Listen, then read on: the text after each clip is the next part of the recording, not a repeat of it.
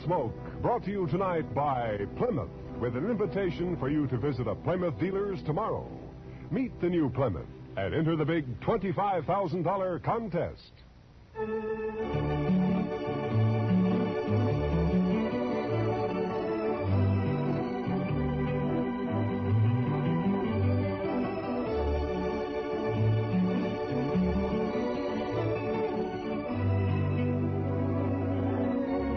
Throughout Kansas and in the territories on west, there's just one way to handle the killers and the spoilers.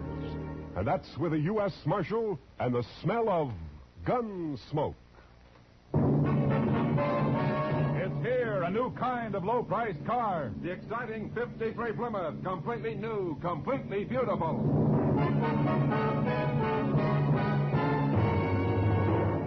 Yes, it's the new Plymouth for 1953. The first truly balanced car in the low-priced field. More glamorous lines, more powerful engine, more luxurious comfort. What a beauty. The new 53 Plymouth is lower to the road with a lot lower look. New color schemes and two-tone color harmonies available in all models. How does she travel? Man, Plymouth puts out the best ride in the business. Smooth as sailing, even in the back seat. And the Plymouth engine's been stepped up to 100 horsepower for pickup with plenty of flash. Visibility? Say, there's a one-piece curved windshield, a new type with no troublesome distortion, and you sit chair height in a Plymouth, so you get the full benefit of Plymouth's new down-sweeping hood. You really see right down in front of your car. Bigger side windows, too, and a huge wraparound rear window, so everyone gets a view as big as all outdoors. The new 53 Plymouth's an exciting car, any way you look at it. A great advance in car value at no advance in price. In fact, 4 new Plymouth models actually cost less than last year. So don't put off seeing it. Meet the new 53 Plymouth at your nearby Plymouth dealers. If you go in tomorrow, you may win one free in the big Meet the New Plymouth contest.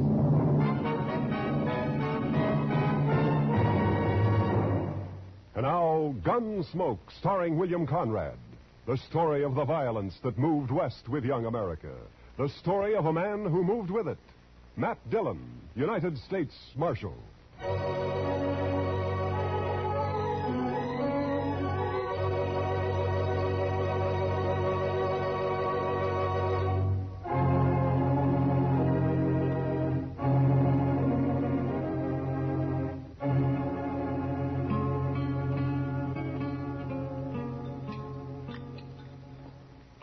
The cook sure must have had a bad night, Mr. Dillon. Well, how do you figure that, Chester?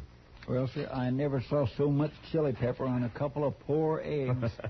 He must figure everybody's got a hangover this morning. Almost everybody usually has of a Sunday around here. Well, now, I clean forgot all about it being Sunday. No. So that's why Jim Cobbett's all dressed up over there, huh? First time I've ever seen him with his hair combed in. Well, haven't you heard about Jim, Chester? He's going to get married. He's got his wife-to-be coming in on the train from back east today. Jim Cobbett? Yeah. Well, now, what sort of a woman would that be, Mr. Dillon, who'd come clear to Dodge City to marry a fellow like Jim? No, Jim's a good man, Chester. It's just that, well, living out on that homestead of his year after year's made him grow a little off-center, so... Loneliness will do that to a man sometimes. Morning, Marshal. Chester. Morning, Hank. Well, what do you think of that old goat Jim Cobbett getting himself hitched? It's a fine thing, I'd say. Well, Jim's no older than you are, Hank Lewis. Older, maybe. A lot less respectable. Now you're talking your usual nonsense, Hank. Am I, Marshal? What about Jim's first wife who disappeared off of that place he had up north on Hackberry Creek? Just plain disappeared, she did. Jim never explained that, and nobody ever saw her again either. Oh, you're worse than an old woman with your gossip, Hank. Jim's never done anything to you, Hank. Nothing except stake his homestead on the only spring south of the Smoky that didn't dry up. Cheated me out of it, that's what. He filed his claim 2 weeks before you did, Hank, and everybody knows it. Sneaked into town, that's what he did. Sneaked into town behind my back. Still telling your lies, ain't you, Hank Lewis? Now, you keep away from me, Jim. Keep away. I've never bothered you, Hank. But I hear you talking around Lila. When she gets here, I'll hurt you. I'll hurt you bad. What is it you want to hide from her, Jim? Maybe that business about your first wife? All right, don't touch that gun, Hank. Not a move. You arrest him, Marshal. You saw it. Get up. Put him in jail now. I didn't touch him. Shut up. Now, you're just lucky you weren't killed. Now, you get out of here and stay away from Jim. It's his wedding day, and if I find you bothering him again, I'll throw you in jail. Now, go on, move. Fine. All we got around here, man. Get some packing up and happening. Sorry to make trouble, Marshal, but I won't hold for his making that talk around Lila. Oh, forget it, Jim. Just keep clear of him for a while. What time's the wedding? About 3 o'clock. At least that's when the preacher said he'd come down. It'll be at the church, won't it, Jim? Well, no. The preacher thought maybe it'd be better to do it somewhere else. It's because of... Yeah, sure, Jim. Dodge City House would be a fine place, wouldn't it? That's just what I'd planned, Marshal. I brought a jug of corn in with me in case anyone came around, maybe. Jim, I wouldn't miss it for the world. I'm going to be there for sure. Yeah, me too, Jim. I certainly do enjoy a wedding. I never got married myself, but I sure do like to watch. See you later, Jim. Sure, Marshal. We'll be there, Jim. Bye.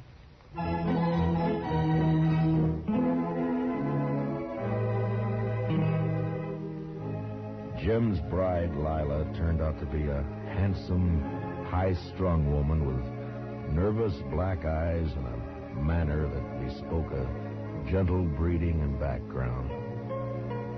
I watched her, and I wondered how she'd ever make out in this crude, raw country she'd chosen to come to. It was never mentioned how she and Jim had got together, but the few friends who gathered for the wedding didn't care. We were all pleased that Jim finally had a wife to break the loneliness that he'd set upon himself for so long. And after the brief ceremony at the Dodge City House, we told him so. Well, it's about time, Jim. If you don't mind my saying so, ma'am, you should have filed on him long ago. Why, yes. I mean, of course. Open the jug on the table there, Si. It's good corn. Well, thank you, Jim. The throat is a mite dusty. Help yourselves to the liquor, boys. Well, congratulations, Jim. And Miss Cobbett, my best wishes to you, ma'am. Thank you, Marshal Dillon. Now, you make Jim bring you to town and see us once in a while. He never came in much when he was alone out there. Oh, I'm sure he will, Marshal. I sure hope so, ma'am. Help yourself to the jug there, Chester. Well, thank you, Jim. If I can get it away from Si long enough, I will. You stay in here tonight, Jim? Well, no, Marshal. I brought the wagon on account of Lila here, and it's a slow way of traveling. Take a day and a half at best. But where will we sleep tonight, Jim? Oh, I got some blankets, Lila. We'll be fine. You mean out on the prairie? Well, sure. We'll bed down in the wagon if you're afraid of snakes. Oh, snakes can't get to you if you're in the wagon, man. But what about everything else? Indians. No Indians have been seen around here for months, I know. Oh, no, you're wrong, Jim. A man from Walnut Creek told me he run into some Pawnees a couple weeks ago. Only about a dozen, though. Pawnees? Well, they didn't bother him, did they, Si? No, they didn't, Marshal. Yeah, you see, Lila? Well, they didn't bother him because he saw him first. He hid himself under a bank in the creek. Are there many Indians around? Oh, no, very few, man. Well, the Army's been after him pretty steady ever since them Crows raided the Gillette place. The Indians been making themselves scarce last few months.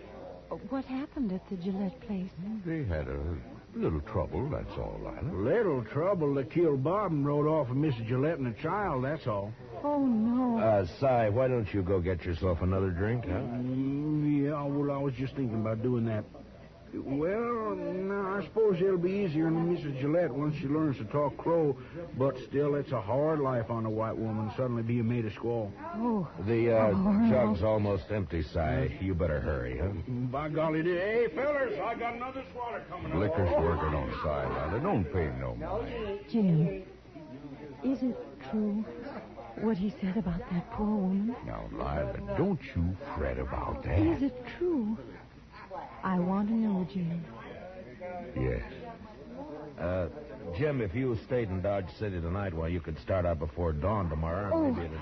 No, Marshal. Jim thinks it's best we leave tonight. There's nothing to fear, Lila, but if you'd rather stay, we can... No, we'll go, Jim.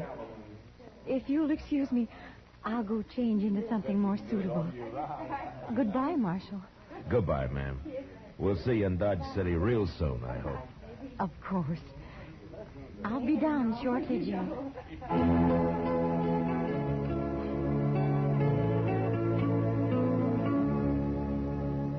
Maybe it was best that way for Lila to face out her first night on the prairie, not far from Dodge. Nothing would bother him that close to town, and it'd make it easier for her on the next night. And they left. And that's all we heard about him for, a month or so. Gentle breeding and background.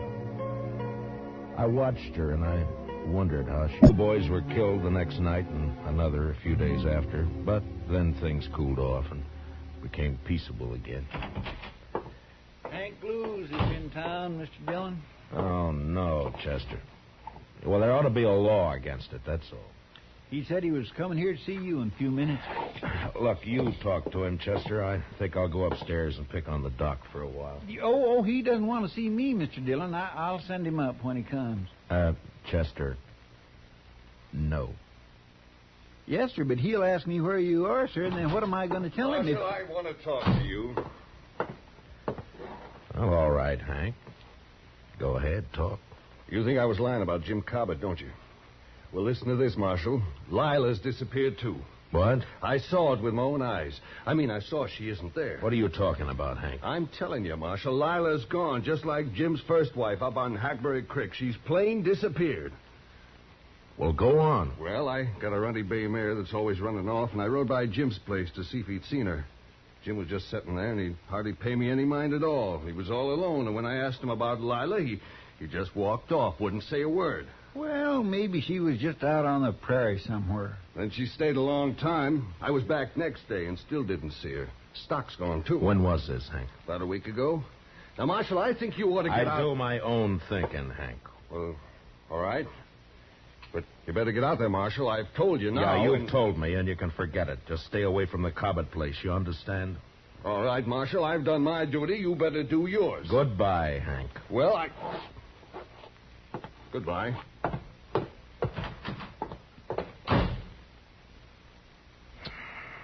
What are you going to do, Mr. Dillon? Only thing we can do, Chester. Go saddle our horses, will you? I got some things to clean up around here. Yes, Mr. Dillon.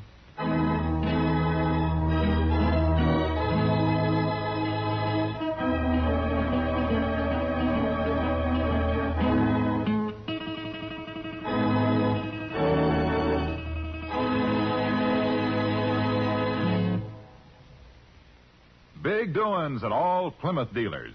Tomorrow, go in and meet the new Plymouth, the new kind of low-priced car. And enter the big $25,000 Meet the New Plymouth contest. All you do is look her over, compare, ask questions. There'll be people on hand to explain the new body design, new type suspension, new springing, how they combine to give you a ride that's unbelievably smooth. The first truly balanced ride in the low-price field. Believe me, you'll be enthusiastic. So just transfer that enthusiasm in 50 words or less to a contest entry blank. Tell what you like most about the new, truly balanced Plymouth for 53. That's all there is to it. And you may win a 53 Plymouth or one of hundreds of cash prizes. But entries must be mailed by Monday midnight. So hurry. Get an official entry blank containing all the easy rules tomorrow when you go in to meet the new 53 Plymouth. Now, the second act of Gunsmoke.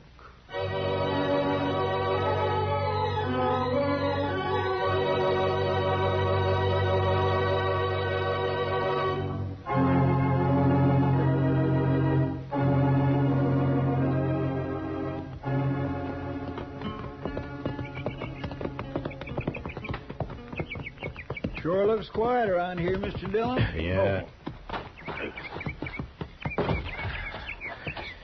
Yeah, come on. They're probably inside. You think Lila's here, don't you, sir? I will soon find out, Chester.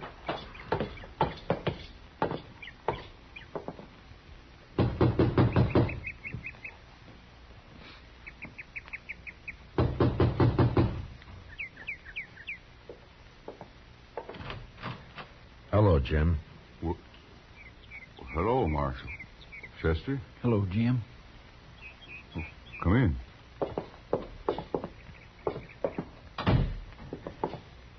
How have you been, Jim? Hank Lewis told you, didn't he, Marshal? Where is she, Jim? Hank Lewis said I killed her, didn't he, Marshal? Oh, now, Jim, you know I don't pay any attention to what Hank Lewis says. Then why'd you come here, Marshal? To help you, if you're in trouble. Lila isn't here. And I'm in trouble, all right. Well, what happened, Jim? Where is she? I don't know. What? Well, Injuns, party of crows, they took her. They took her. Indians? My goodness. You mean you were raided here? Maybe 10 days ago, a war party, about 12 crows. Well, what happened? Well, Lila was out there by the spring. It was just getting dark. I was sitting on the floor right there, mending the saddle I'd torn the stirrup off of when I heard her come running up the path out back. She was all in a sweat and yelling. Lila, what is it? Oh, I saw something out there. Oh, Jim. Jim, I think it was an Indian. Come inside. Oh. Get on the floor, the corner there. How many did you see? Oh, just him. I saw his skin behind that little rise.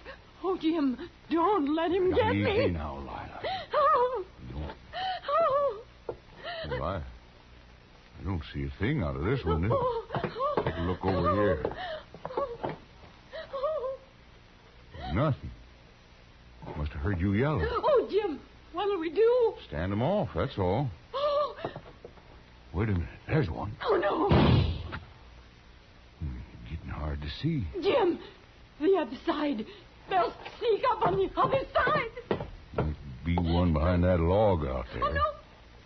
But we'll just wait. Oh. They'll get bolder in the dark. I can pick them off easy. Oh, Jim.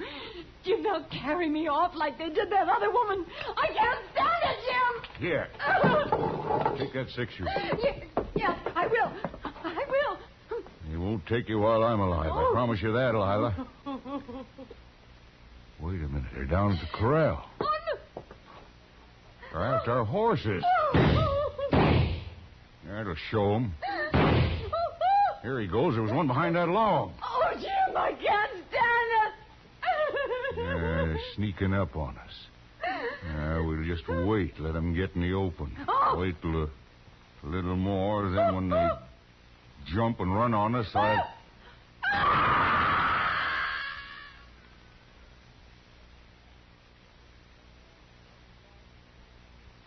Well, go on, Jim. What happened then? Yeah. What'd they do when they rushed you? Well, one of them must have got in the window behind me. When Lila screamed, I was knocked out, and when I come to, the Indian was gone. Lila was gone, too. Were you shot, Jim, or what? No. Injun must have got behind me somehow and clubbed me, that's all. Did you try to follow him? How could I, Marshal? They run off. The horses stole them. Yeah, I see. Anyway, I was out a long time. There wasn't a sign of anybody when I come to. Well, they could be in the Rocky Mountains by now. We'd never find them. I'll report this to Colonel Jenkins at Fort Dodge, and he can spread the word through the army post. Thanks, Marshal. I'm sorry, Jim. But I guess that's all I can do for you. Sure, Marshal. Come on, Chester. Let's take a look around outside and then get back to Dodge City. Yes, sir. So long, Jim. I sure am sorry it happened. So long.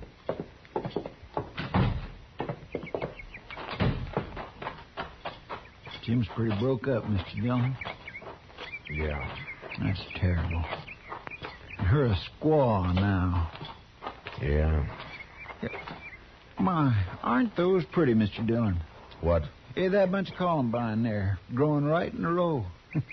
I think I'll just put one in my hat. No, wait a minute, Chester. Huh?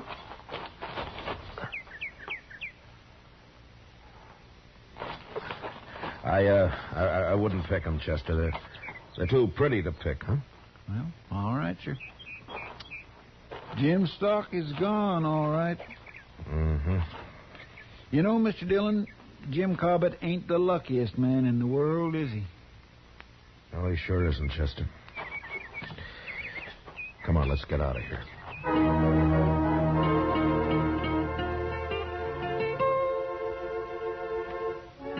It was the day after we got back to Dodge City that the trouble started, as I expected it would. Chester spread the story about the Indians kidnapping Lila Cobbett, and it wasn't long before some of the men began to question it. And a group of them, headed, of course, by Hank Lewis, came to see me. Marshal, we want to know when you're going to arrest him. Hank, it'd be better if you'd let somebody else do the talking. Your record against Jim Cobbett's pretty strong. Marshall's right, Hank. You always did talk too much anyway. I want justice done, that's all, and I mean to get it. Oh, shut up, Hank. Marshal Hank sort of talked us into thinking you don't aim to do anything about Jim Cobbett. Is that true? Well, what's your idea, Merritt? Well, go out there and arrest him and find Lila's body if you can. You think Jim murdered her, is that it? Looks that way. You sure don't believe his story, do you, Marshal? No, not all of it. Jim did her in just like his first wife, that's what. It's a sure thing Marshal no Indians would have stolen the woman and left Jim lying there without scalping him. Indians just being made that way. Merritt, I don't know what happened out there, but I'm going to find out. Then what are you waiting for, Marshal? The doc. The doc? What's he got to do with this? Miss Prillifew had a baby this morning. The doc was up all night, and he's sleeping today. We're going to ride out to Jim's tomorrow. Well, I don't know what you need the doc for, but we'll wait and ride out with you. You won't ride anywhere, Hank. When I need a posse, I'll ask for it. And I don't want a single man of you anywhere near the Cobbett place. Is that clear? All right, now get out of here. I got work to do.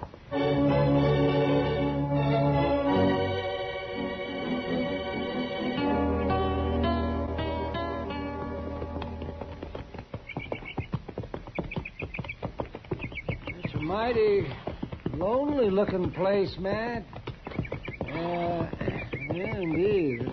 I wonder what Lila Cobbett thought when she first saw it. She must have been mighty fond of Jim to come here at all, seems to me. Yeah. Well, I hope Jim's still there. Isn't that him there? Down by the corral there, isn't it? Oh, yeah. He's got a new horse. Oh.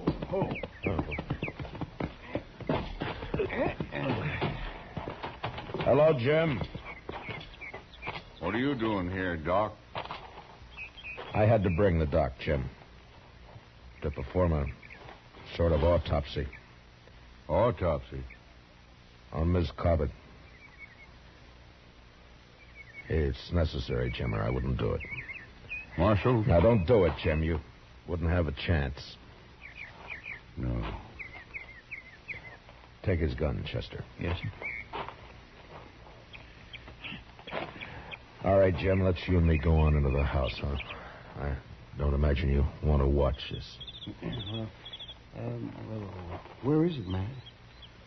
You want to tell him, Jim? Over there, under that row of columbines.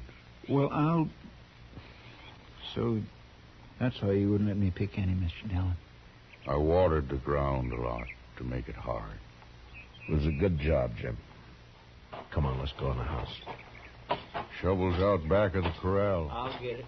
Yeah, all that water and it didn't do any good.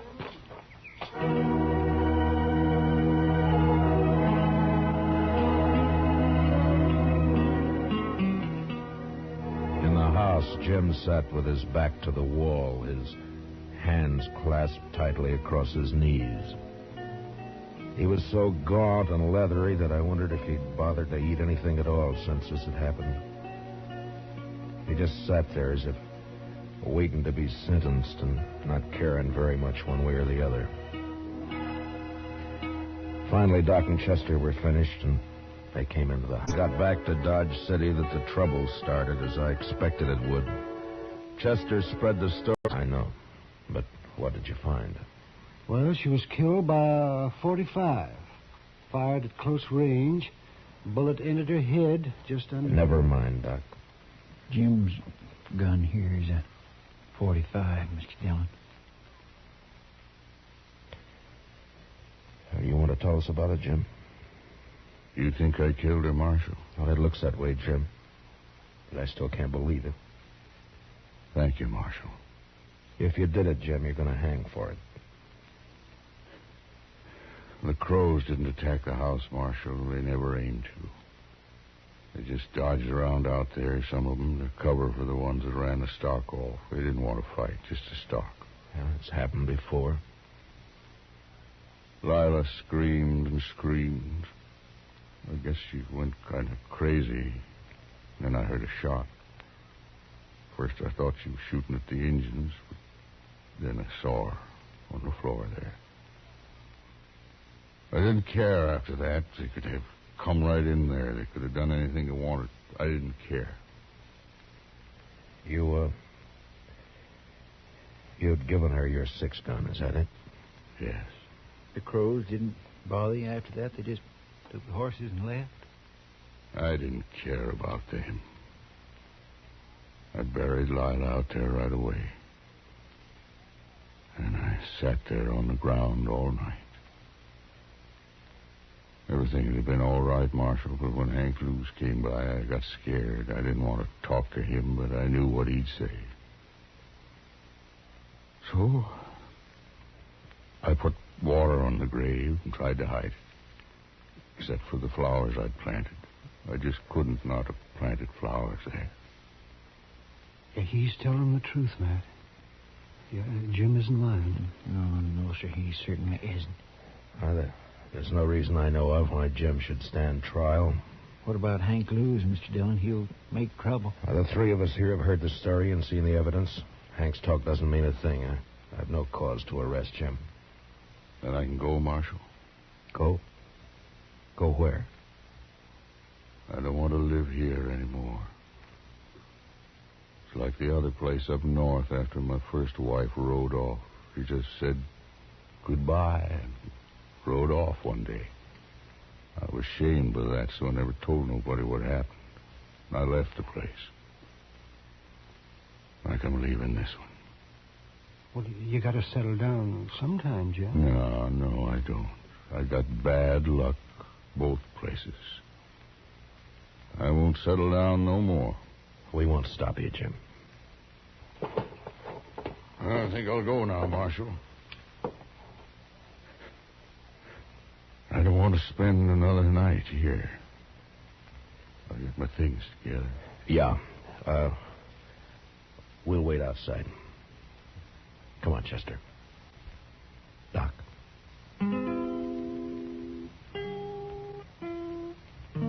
A half hour later, Jim was packed and ready to go. Silently, he shook hands with each one of us and then mounted and rode off.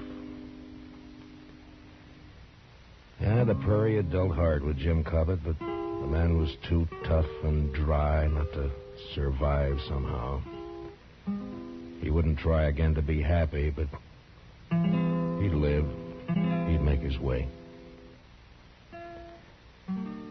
We watched him disappear while the sun went, and the land cooled and became still and quiet.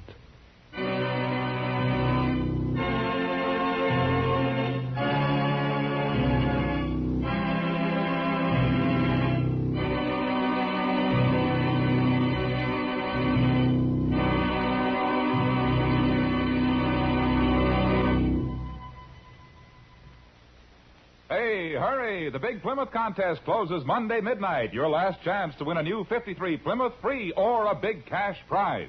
Go to your nearby Plymouth dealers tomorrow. Meet the new Plymouth. Look it over stem to stern. Ask questions. Find out all about this new kind of low-priced car. Then, on an official entry blank in 50 words or less, tell what you like most about this great new beauty. But remember, entries must be mailed by Monday midnight, so be sure to visit your Plymouth dealers tomorrow to pick up your contest entry blank and meet the new 53 Plymouth.